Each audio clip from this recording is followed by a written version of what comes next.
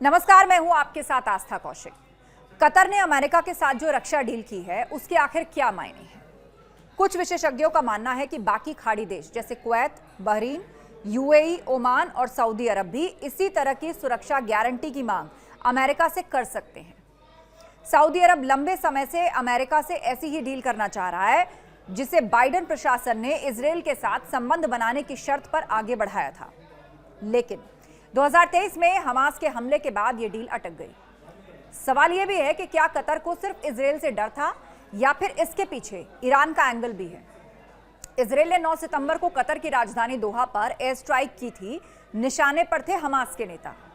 इसके बाद अरब देशों में इजरायल के खिलाफ खासा गुस्सा देखने को मिला। नेतन्याहू ने ऐलान किया था कि हमास के सदस्य जहां भी होंगे उन्हें निशाना बनाया जाएगा, और जिसके बाद अब सऊदी अरब ने पाकिस्तान के साथ सुरक्षा समझौता किया।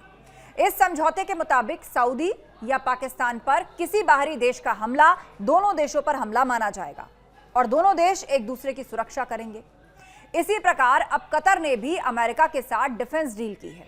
यह समझौता नाटो के आर्टिकल 5 जैसा है, क्योंकि इस समझौते के मुताबिक कतर पर कोई भी हमला होता है तो उसे अमेरिका पर हमला माना जाएगा।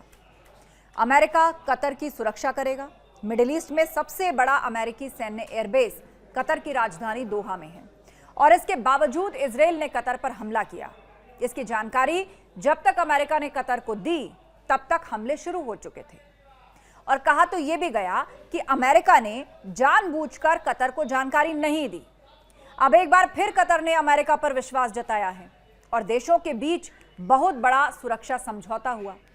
कतर के विदेश मंत्रालय ने यह बताया कि 29 सितंबर को व्हाइट हाउस में ट्रंप और नेतन्याहू की मुलाकात के दौरान अल थानी को कॉन्फ्रेंस कॉल की गई, और उसी शाम इजरायल के प्रधानमंत्री ऑफिस ने यह पोस्ट किया कि नेतन्याहू ने अल थानी से कहा, इजरायल हमले में कतर के एक नागरिक की मौत पर हमें अफसोस है।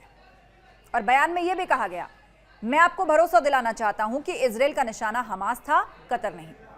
नेतन्याहू ने आगे कहा, इजरायल का कतर की संप्रभुता का फिर से उल्लंघन करने का कोई इरादा नहीं है।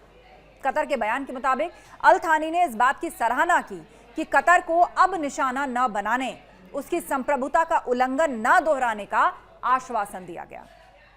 और अब कतर ने अमेरिका के साथ बड़ी डील करके अपनी सुरक्षा का इंतजाम कर लिया है।